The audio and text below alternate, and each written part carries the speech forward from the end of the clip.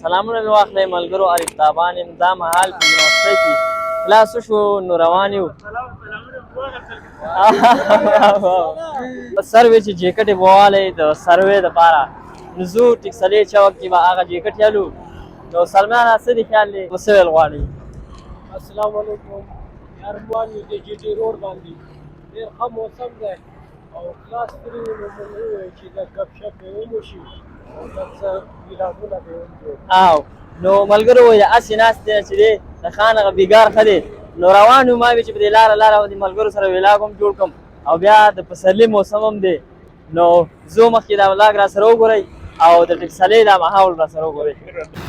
راغلو ملګرو دا هغه بل ملګری د اسرار او بلې ویډیو کې چې را سره و نو مخامخ دا پورې وا یونیورسټي ده وا یونیورسټۍ ته راورسېدو یونیورسټي اف وا په ټکسله کې ده او د دې نه هم دغه انجینیرینګ او داسې نور کورسونه چې دي هغې زده کړې ترلاسه کېږي کېدای شي د دې اډمیشن هم وسټارټ وي او روان یو اسرار څه دې خیال دی ملګرو ته څه وایو بس روان یو هلته ټکټونه ښه به هغه نه بس ځو جانان و دلته او مخکې هغه دوه ملګري چې دي یو پکې 13 پرو میکس اخیستی دی او بل لیپټاپ و نو چې ټریډ در راکوم نو هغه به در سره هم ښیم وګورئ را سره او بس ژوند دی روان دی دغه شانې په خوشحالو او په ګپ شپ به دی یو بل سره تېرو نو راځئ دا را سره مخکې وګورئ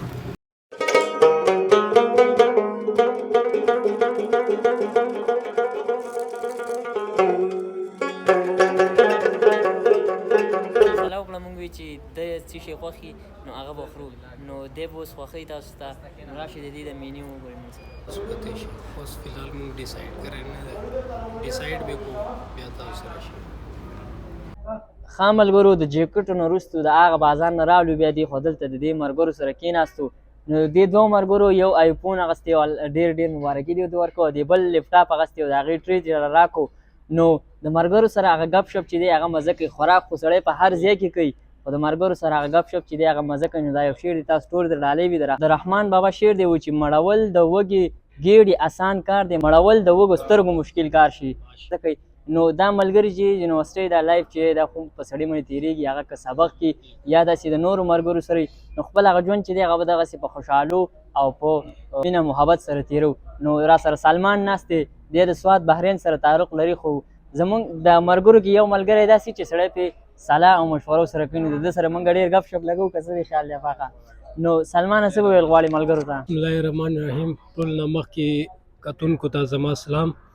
او دې نه پس بس ټول خبرې دا د عارف وکړې او ماشاءالله ډېر نن زموږ ډېر ښه پروګرام وشو دا د ملګري ناسته دی افاق ناسته دی بیا ورپسې بلال دی دا عارف تابان صاحب دی او دا دې خوا بیا ضیاء الرحمن دی او اسرار محسود دی ماشاءالله ډېر خوند وکړو او دلته د نیو سیټي ملنګ جان هوټل ته راغلی وو ماشاءالله ډېر ښه پلاو و نو موږ ډېر ورسره انجوی وکړو او ډېره مننه عارف تابانه السلام علیکم کتونکو ته په دې پروګرام کې هرکلی وایو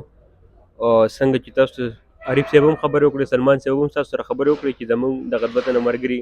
په خپل ملګرتیا د نه باندې موږ له یو ټریټ راکړو او د دې ټریټ یوازې دا مطلب نه دی چې موږ دونه روټۍ وخوړله او دې سره د یو بل سره هغه مینه محبت سیوا کېږي او زه خپل کتونکو ته هم دا پیغام ورکوم چې د یو بل سره مینه محبت وکړئ ژوند سره مینه وکړئ ژوند ښکلی دی الله په امان ملګرو رالو اوس واپس ځکه چې د کلاس ټایم هم نږدې شوی نو موږ چې کلاس په اټینډ کړو کوم بریک ټایم چې و هغه خو موږ دغسې دا جیکټې میکټې پکې راواخیستې او بیا دې ملګرو نه ټریټمنټ واخیستو نو د نورو ویلاګونه په تمه اوسئ د الله په امان ښاد او آباد او بریالي اوسئ